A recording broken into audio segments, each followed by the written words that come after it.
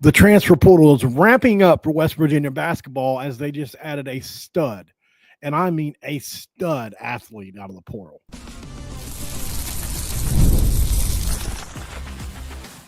You are Locked On West Virginia, your daily podcast on the West Virginia Mountaineers, part of the Locked On Podcast Network, your team every day. What is up, guys? Welcome back in. My name is Mountaineer Paul. I am your host. Welcome to Locked On West Virginia. We talking basketball, baby. Can't appreciate you guys enough for being in here as we talk a little bit more about the Mountaineers. Going to be brought to you by Game Time today. Guys, download the Game Time app, create an account, and use code Locked On College for $20 off your first purchase. Thanks for making Locked On West Virginia your first listen and for being a part of the Locked On Podcast Network where we talk about your team every single day. The Mountaineers made a big move today, as Brenen Lorient, North Texas, by way of FAU. He's been under some pretty good coaches during his time in college so far. Dusty May, obviously, in that Final Four squad. He was there for that as a 6th, 7th man. Now he is at North Texas, where he was an all-conference player last year in the 2024-2025 year. First team All-American Athletic Conference guy, had a breakout performance last year. He was the 6th man of the year, 12 points a game, 5 rebounds a game. He's basically their second leading scorer. He had a 17-point performance, I think, against Florida Atlantic on January 26th was what I was able to research. And look, they were able to come back from 12 to win that game. He was really good in the NIT as well against Arkansas State and other teams. And he shot the ball extremely efficiently, guys. One of the better three-point percentages you're going to see in the 40s. But he shoots very few of them. So there's a few things to look at with his game and how he impacts the game. And I've got them written down here. So some of the things that Brenen Lorient do well is, as I pull up my notes here. So transition. He is an elite athlete in transition. This is not playing this up. He's an elite guy in transition, and I'm going to show you some clips to prove that. Down low, he can score it. He's 6'9", but he doesn't look 6'9" because he's a little on the more slender side. But he's very long, lanky, and blocks a ton of shots. He's if you go by the numbers, percentages, he's got an elite spot up game, but he doesn't shoot a lot of shots. So I think if you put that out over 40 minutes, it's probably going to drop quite a bit, especially as a starter. But absolutely, this is a guy that's going to come in right away and be able to make those shots. Obviously, defense is a calling card for him, and then he muscles dudes in the lane. Whenever he drives to the lane, I mean, you would think he's a wing player, 6'4", 6'5" guard or something, but he's more of he's a 6'9" forward. And I've got some clips here over on X that I want to show that are from high school, but get the point across. That way we don't have to worry about copyright, because I showed you guys a clip last week. I think Cam Rice from Ohio University, I think is who it was, and I guess an ESPN clip was on there for like 5 seconds. So unfortunately, that counted as a copyright strike. So I had to hurry up and clip it out of there before it stayed that way. So what we're going to do here is I'm going to show you guys a couple different clips. I'll have to search for them as we roll. But this is in high school, and this gives you an idea of the kind of athlete he is. And he's only gotten better since here. So here's going to be the first clip. This is in high school before he went to FAU, I'm assuming. And this point guard is going to give him a lob at the rim. And you see this on tape over and over and over again. This is literally, he probably scores 2 or 3 times a game this way. So there he is. Bang. There's one. And then you get another look at just elite athleticism from this kid. I mean, that's ridiculous, right? I mean, look at the ups from this guy. That's from the foul line? No, from the circle right above the foul line. windmill, midair, bang. So obviously pretty impressive. Kind of surprising he went to FAU, to be honest. But and there are other clips on here, as you can see, as he gets up for North Texas here. I almost tried to use this for the thumbnail, but it just wasn't good enough. It's a big deal for us. I think he's immediately comes in as a starter. I don't know, if he'll stay that way as we add through the portal, but I am absolutely impressed with this, from the Mountaineers. I think you look at him and Harlan Obioa, both are really good defenders. So you've got two guys down low. You start building your blocks in the front court with Obioa and Lorient, and you move your way out from there. And I'm excited to see where they go from here. Another spot they're probably going to go is he just hit the portal 4 hours ago now, Jasper Floyd, point guard, lefty dominant player, smooth stroke, terrific pump fake, by the way. A very good finisher. He's got a 28% pass rate, tossing it at almost 4 assists a game. He's great in pick and roll situations and down low, passing the ball to bigs. He really good bounce pass down low to bigs. And you can use him in ISO situations. So let's say the shot clock's running low, or let's say you needed to get a shot off at the end of half, or, if he improves a little more, maybe at the end of even the game, you could give him the ball. You can ISO him. He is lefty dominant, but he does go to his right hand a little bit. And what he'll do is he'll try to pivot, and he'll get into that right shoulder where he's trying to hook it over that right shoulder sometimes. But just generally a good basketball player and another really great defender, which is why I think, you take the 3 best players from North Texas and then you build from other places is the way I look at it. There are some people that aren't going to like these moves, say they're not good enough.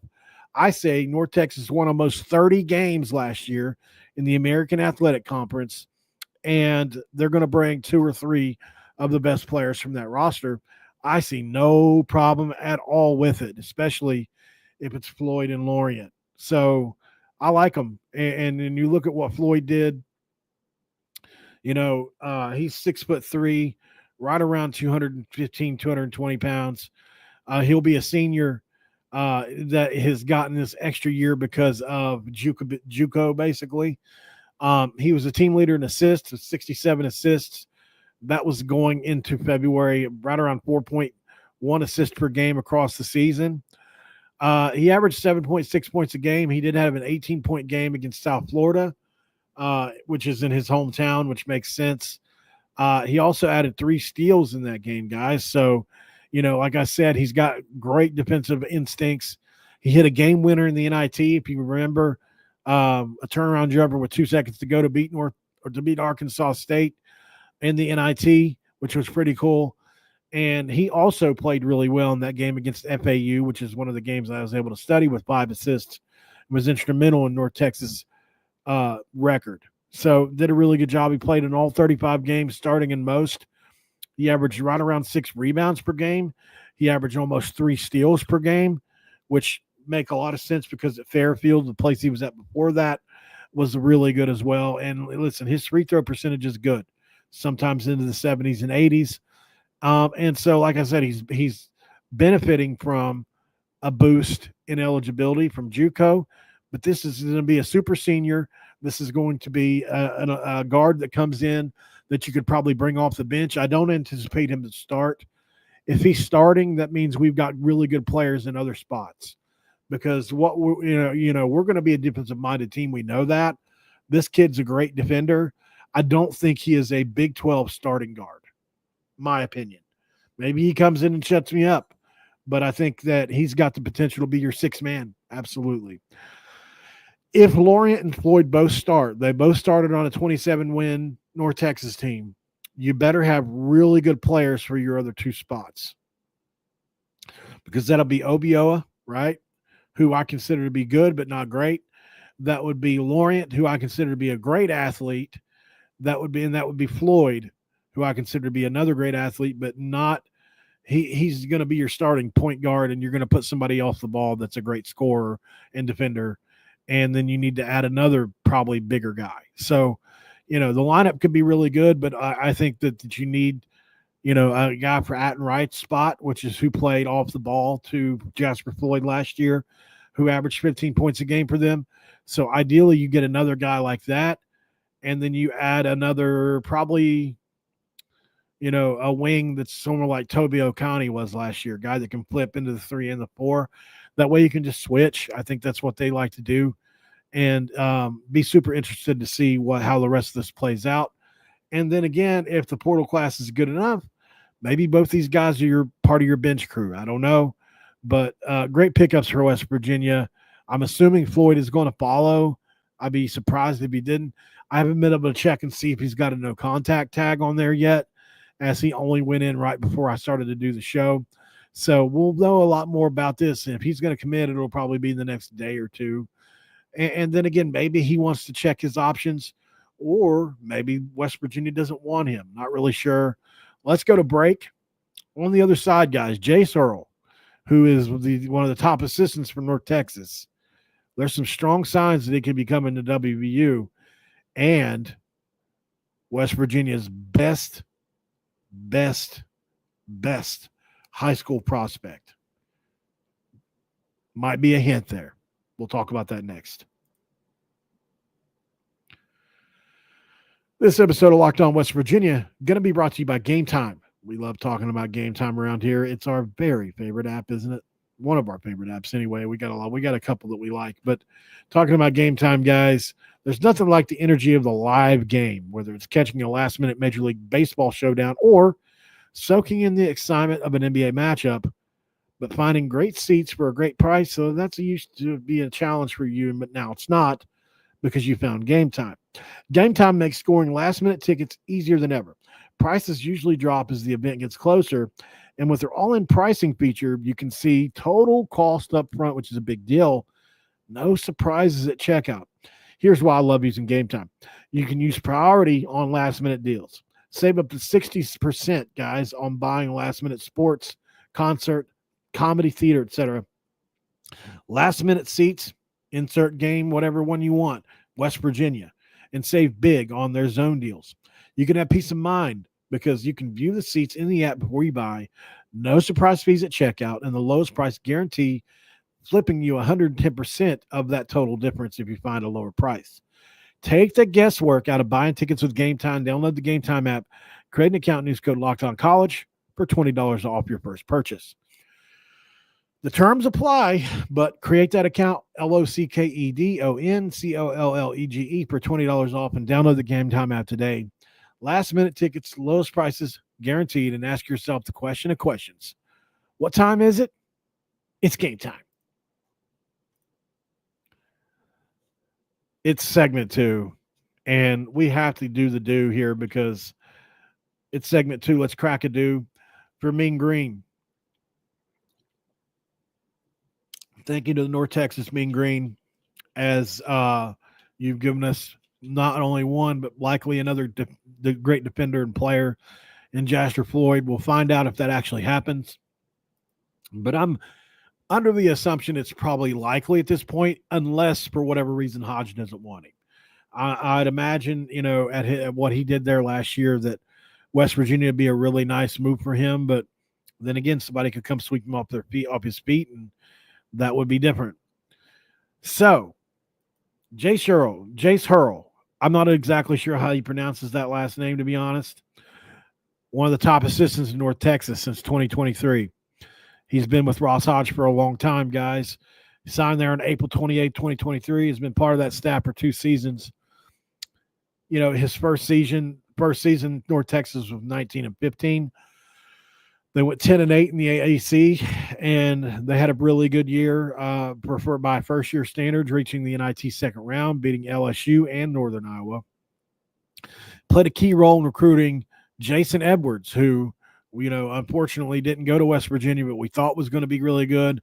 One of Vanderbilt's great players last year, an all-SEC caliber guy. We thought for sure West Virginia might have a shot to land him, but he went elsewhere. He helped contribute to that 20-6 record in 2024, 2025 in conference, 11-3 in the AAC. And look, they went 15-4 up until that FAU win that we keep talking about. So really good guys. And he was on the staff for this big NIT run. And he was a big reason behind this defensive identity they have. Helped install a stingy defense, ranking third nationally in scoring defense, 59 points per game allowed in 24 and 25, which is a hallmark of Hodge's system that Hurl helps reinforce. And he worked with Lorient and Floyd guys, maximizing their talents. Lorient's six-man award and Floyd's assist leadership reflect his influence.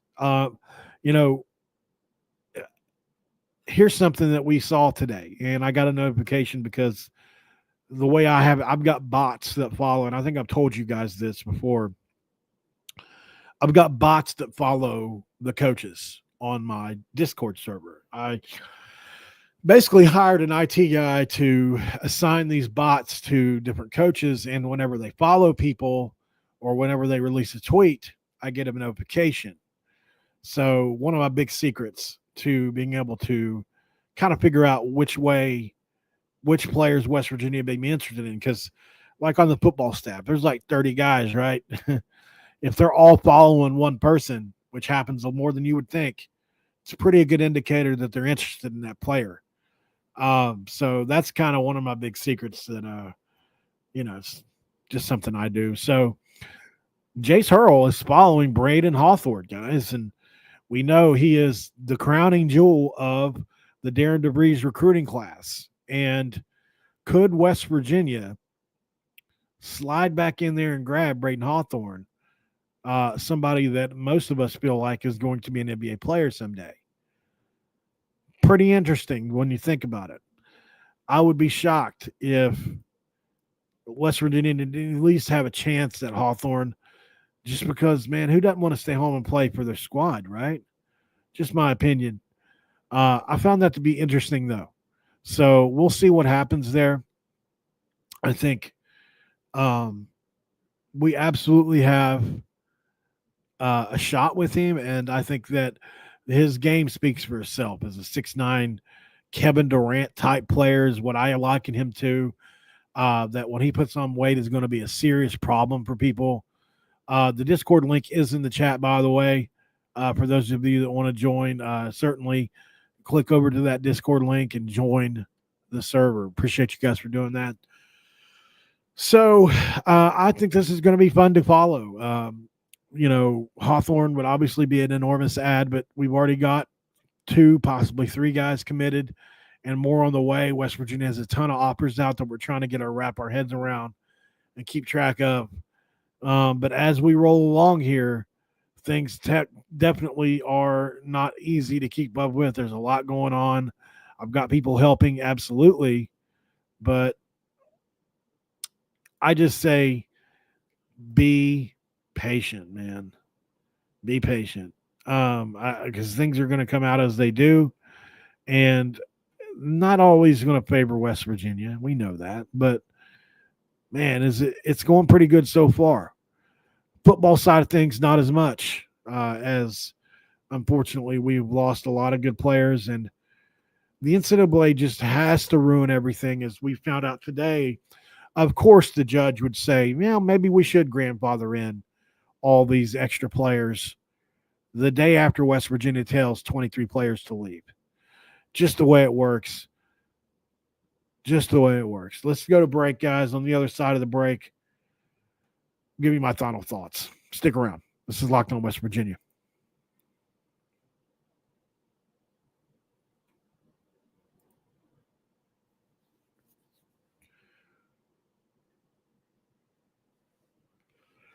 The West Virginia women's basketball has picked up a transfer as well. Wanted to mention this. They picked up a basketball player from Texas Tech, Logan Johnson.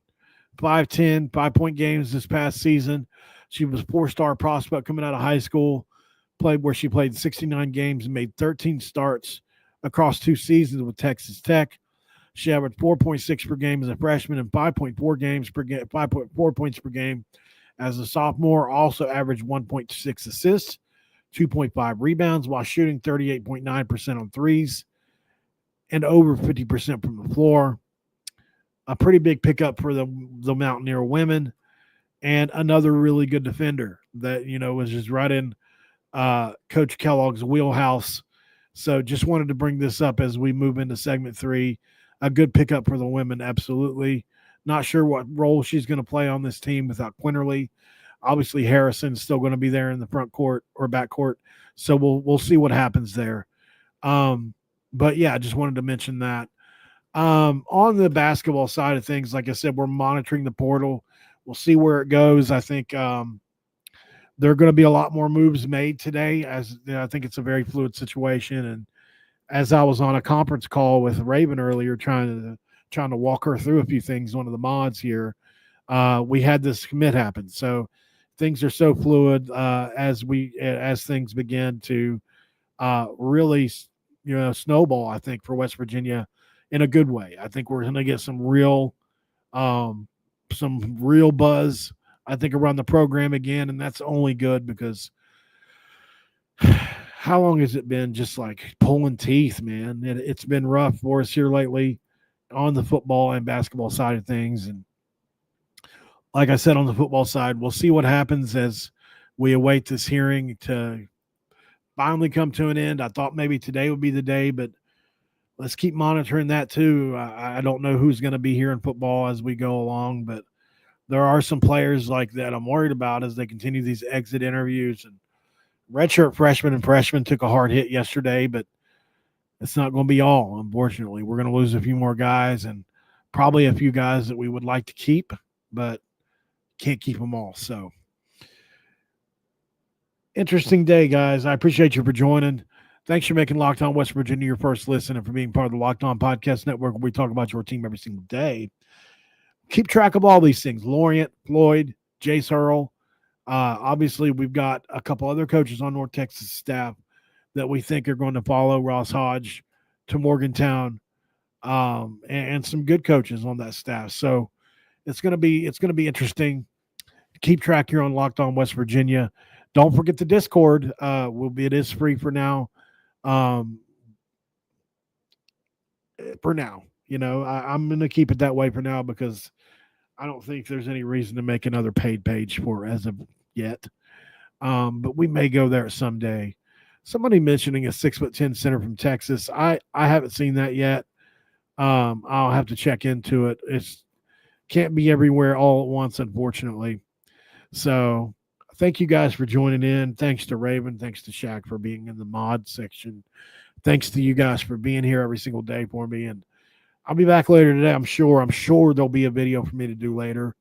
I'm experiencing some side effects from some medication that I'm taking, like on the severe side. Like I'm having trouble getting through the rest of this episode. So I'm going to go ahead and cut it off a little bit short today, guys. If you could share the video, like the video, drop a comment below, and I will talk to you guys probably later. Unless this medication continues to be really hard on me, then maybe not. But I appreciate y'all. I don't have much else, guys. Big day in the portal. We'll see what happens with everything else, and I'll talk to you later. I'm out.